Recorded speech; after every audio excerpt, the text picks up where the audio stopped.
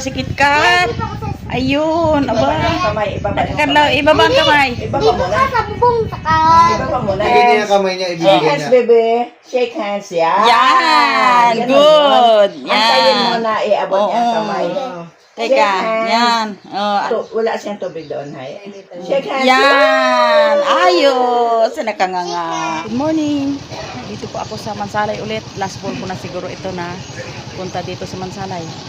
Kasi po ay isubo ko na lang po sa munisipyo itong aking mga papilis na kadami-dami. Yan po. Ang aking pupuntahan munisipyo. Yan. Pasok po ako dyan. Ngayon.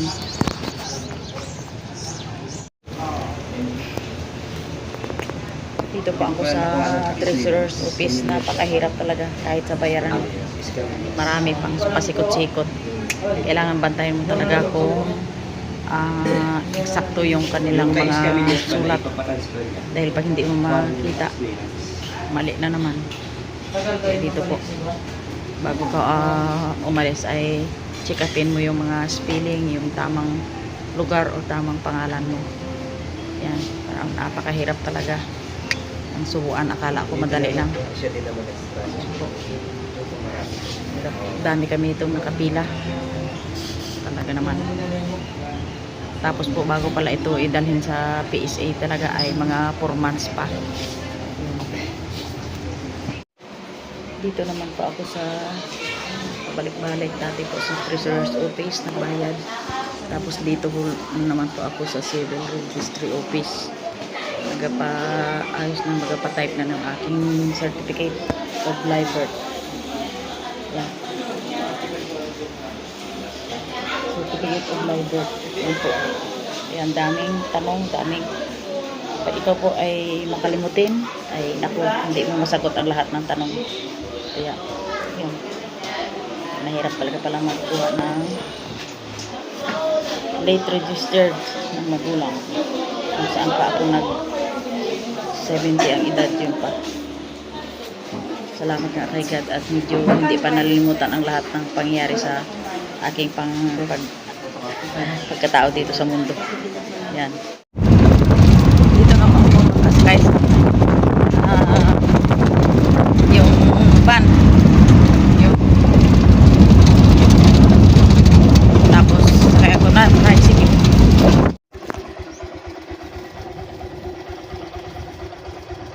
Dito na po ako sa aming lugar at ma-update po ako sa aking pinagawang bangka kung kamusta na po. Punta naman po kami ng aking bunsong si Eric. Yan po, siya po. Yan. Okay. Dali lang. Dito na po ako sa area kung saan pinagawa ko yung aking bangka, mga kananay. Dahil nakita ko sa Facebook ay parang maintabli na, kaya dito na po ako at totoo nga pala yung nakita ko. Ayan po sa likod, nakita niyo po. Yan, i-update ko na po.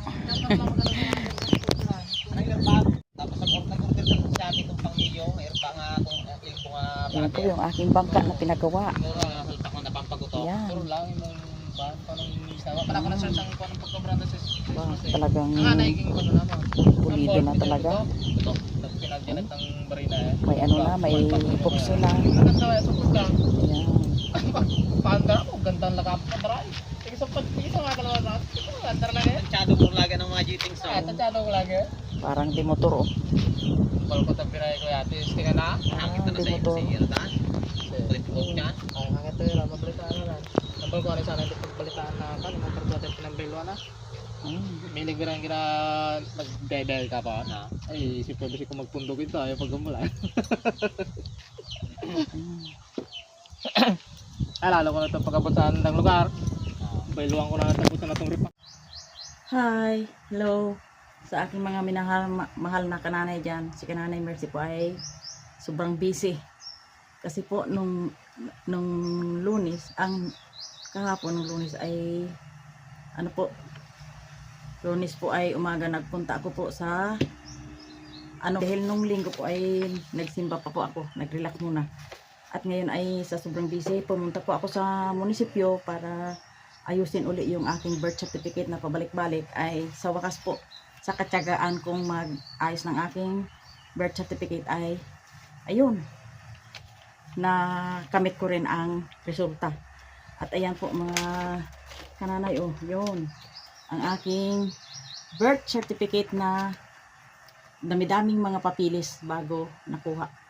Ayan po, oh, yan.